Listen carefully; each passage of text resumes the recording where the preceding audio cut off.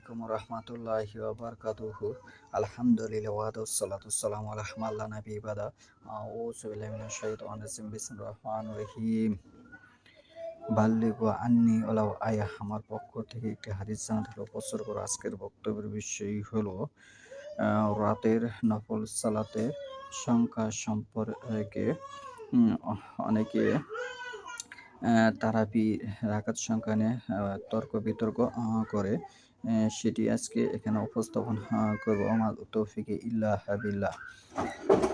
এক নজরে রাতের নফল সালাতের বিবরণ সমূহ। এক নম্বর হচ্ছে 11 রাকাত যদি আপনি পড়েন তাহলে 2 করে 8 রাকাত, অতঃপর 3 রাকাত বেতের পড়বেন, শেষ বৈঠক করবে। 3 রাকাত বেতর পড়বেন যে মাগরিবের মতো পড়া যাবে না, এখানে শেষ বৈঠক করবে। এই হাদিসটি পাবেন আপনি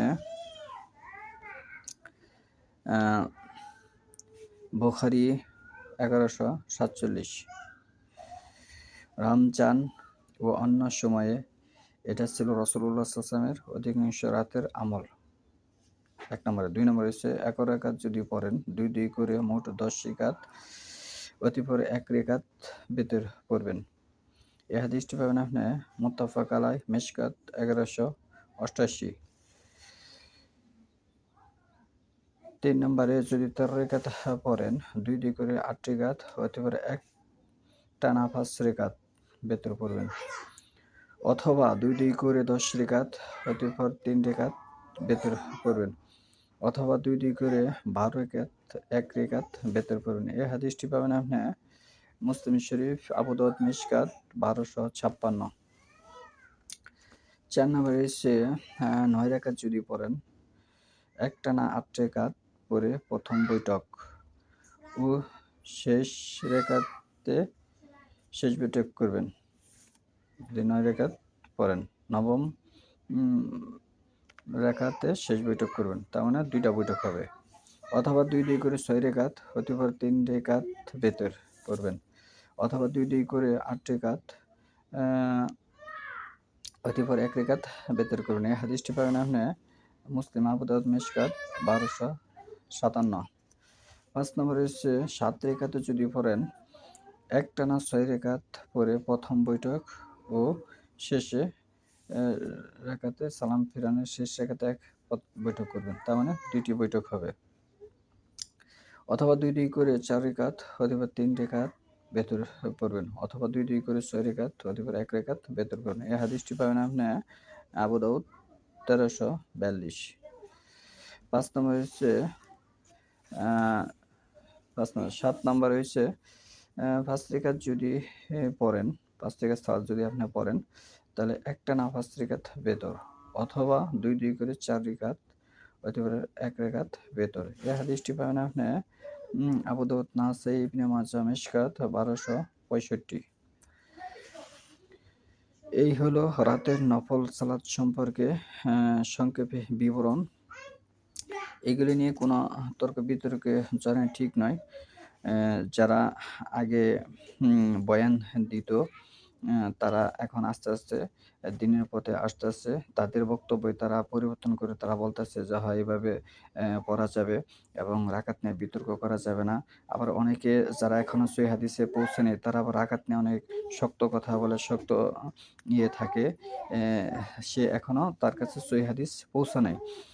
এখানে আরেকটি কথা বলা ভালো যে ভারত উপমহাদেশে এখনো শক্ত যোগ্য ব্যক্তি 1995 জন গড়ে ওঠে নাই। কেন?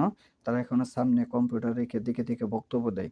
তার এই দেখে বক্তব্য দেওয়ার এতেই বোঝা যায় যে শক্ত সে দিনই বুঝ তার মাঝে নেই। এখানে আরেকটা কথা পাশাপাশি বলে যে রমজানের প্রতি রাতে নিয়মিত জামাতে তারাবি পড়াকে অনেকে বেদাত মনে করেন। কেননা রাসূলুল্লাহ সাল্লাল্লাহু আলাইহি ওয়াসাল্লাম মাত্র 3 দিন জামাতে তারাবি পড়েছেন। এই হাদিসটি পাবেন আপনি আবু দাউদ, তিরমিজি, নাসাই, ইবনে মাজাহ 1298। তাহলে ওমর ফারুক রাদিয়াল্লাহু আনহু নিয়মিত জামাতে তারাবি চালু করার পরে একে সুন্দর বেদাত বলেছেন। নিমাতিল বিদআতু হাযিহি বলেছেন। এই হাদিসটি পাবেন আপনি বুখারী 2010। সে যে সুন্দর বেদাত বলেছে এই হাদিস শুনতে দোষ।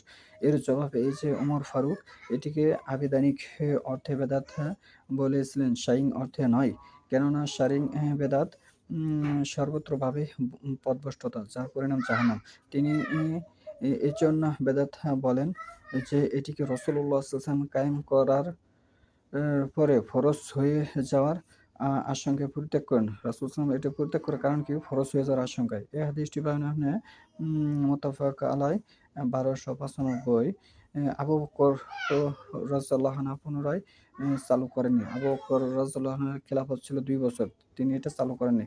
অতঃপর দীর্ঘ বিরতির পরে চালু হওয়ার কারণে তিনি এটিকে কতই না সুন্দর বেদাত অর্থাৎ রাসূলুল্লাহ সাল্লাল্লাহু আলাইহি ওয়াসাল্লামের পরে পূর্ণ প্রচলন বলে প্রশংসা করেছেন। এই হাদিসটি বর্ণনা মিরআত ২ নম্বর খণ্ড ২৩২ পৃষ্ঠায়। এই হচ্ছে আজকের রাতের সালাতের বিবরণ। মানুষ আজ দিন বুঝতে শুরু করেছে, কিন্তু তারপরেও আল্লাহ একটি কথা বলেছেন কোরআনে বিভিন্ন জায়গায় সূরা ইসরা ৮২ নম্বর আয়াতে, সূরা বাকারা ২৬ নম্বর আয়াতে যে হারামের উপরে প্রতিষ্ঠিত থাকে, অটল থাকে হবলসম, এবং হালাল হারাম যে চিনে না, দিনের বিষয়ে যে প্রতিদান নেয়, এসব লোক কিন্তু কোরআন হাদিস সম্পর্কে জ্ঞান অর্জন করতে পারবে না। এবং এতেই বোঝা যায় যে অধিকাংশ মানুষ কিন্তু এখনো দেখে বয়ান দেয় মানুষের কাছে। মানুষও কত বোকা যে যারা দেখে বয়ান দেয় তাদের কথা শুনে। কেন?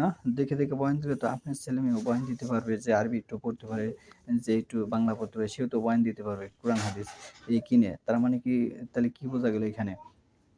যদি সে সত্যিকারের লেখাপড়া করে থাকে তার কমসে কম ১ ঘন্টা বক্তব্য দেওয়ার মতো, না দেখে বক্তব্য দেওয়ার মতো ক্যাপাসিটি তার থাকতে হবে, তার জানা থাকতে হবে। তাহলে তাকে মোটামুটি জান্নাল্লাহ বলে আখ্যায়িত করা যাবে। সুবহানাল্লাহ ওয়া বিহামদিহি আশহাদু আল্লা ইলাহা ইল্লাল্লাহ।